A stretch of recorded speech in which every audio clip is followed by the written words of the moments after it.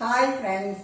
சாதாரணமாக ஆட்டோக்கார டிரைவர் அப்படின்னாலே கொஞ்சம் ரஃப் அண்ட் டைப்பாக பேசுவாங்க, ஒரு மாதிரி இருக்காங்க அப்படின்னு தான் நம்ம இது வரைக்கும் பார்த்துருக்கேன். நான் பார்த்ததெல்லாம் இன்னைக்கு பார்த்தீங்கன்னா ஒரு அதிசயமாக இருந்துச்சு. அவரை ரொம்ப எனக்கே எப்படி அவரை பாராட்டுறதுனே தெரியாத அளவுக்கு எனக்கே ஒரு அதிசயமான ஆளாக அவர் தெரிஞ்சார்.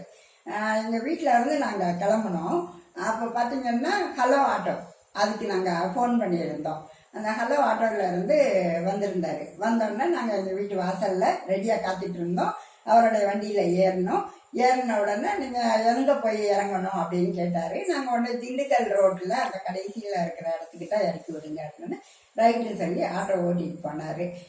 எந்த ஒரு இதுவுமே அவர் நம்ம பேசுகிறதுல இன்வால்வ் ஆகிட்டு சிலர் வந்து ஏதாவது அவங்க ஒரு பதில் சொல்லுவாங்க ஆட்டோ டிரைவர்ஸ் வந்து, அந்த மாதிரிலாம் இல்லாமல் அவர் வேலை உண்டுன்னு அவர் போனார். கரெக்டாக போய் நாங்கள் இறங்க வேண்டிய இடம் வந்தோன்னே ரொம்ப ரெஸ்பெக்டாக சார் இந்த இடம் தானே சார் அப்படின்னு சொல்லி இறக்கி விட்டார். இறக்கினோடனே நாங்கள் அவருடைய இதில் காமிச்சார் செல்ஃபோனில் 110 ரூபா வந்துருந்துச்சு.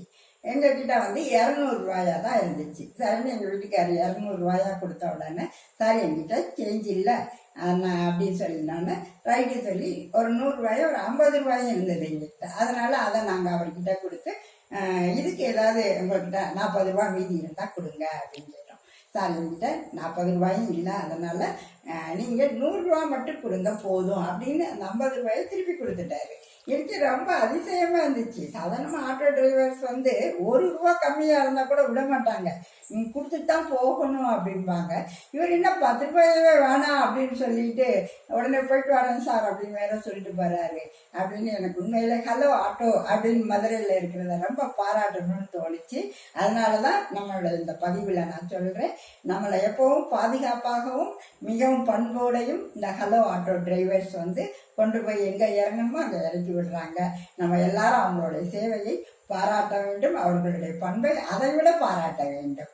ஆனால் அடிக்கடி கொஞ்சம் சீக்கிரமாக அவங்க வந்து அந்த அங்கே இருக்கு ஆட்டோன்னு அனுப்பி வச்சாங்கன்னா அவங்களோட சேவை இன்னும் வளர்ச்சி அடைகிறதுக்கு வாய்ப்பு இருக்குது அப்படிங்கிறதே நான் சொல்லிக்கிறேன். ஏன்னா நான் திரும்பும்போது மறுபடியும் ஹலோ ஆட்டோவை கூப்பிட்டப்ப ஹலோ ஆட்டோ கிடைக்கல, அந்த ஏரியாவில் இல்லைன்னு சொல்லிட்டாங்க. அந்த நான் திண்டுக்கல் ரோட்டில் இறங்கின ஏரியா கிட்ட.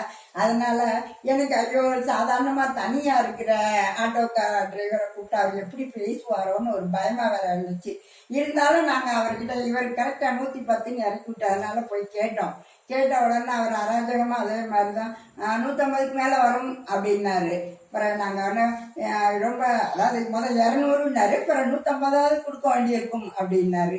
நாங்கள் அதான் சொன்னோம், இல்லைங்க இந்த மாதிரி 110 இந்த மாதிரி தான் வந்துச்சு, நாங்கள் ஹலோ ஆட்டோவில் வந்து இறங்கணும் அப்படின்னா சரி ஒரு 120 ரூபா கொடுத்துருங்க அப்படின்னாரு.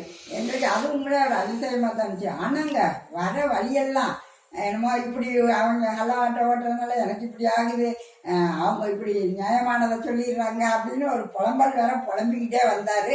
இருந்தாலும் நாங்கள் எங்கள் வீட்டு வரைக்கும் வரல, எங்கள் வீட்டோட முக்கிலையே அவருக்கு நாங்கள் அப்படி தான் பேசினோம் அவர்கிட்ட.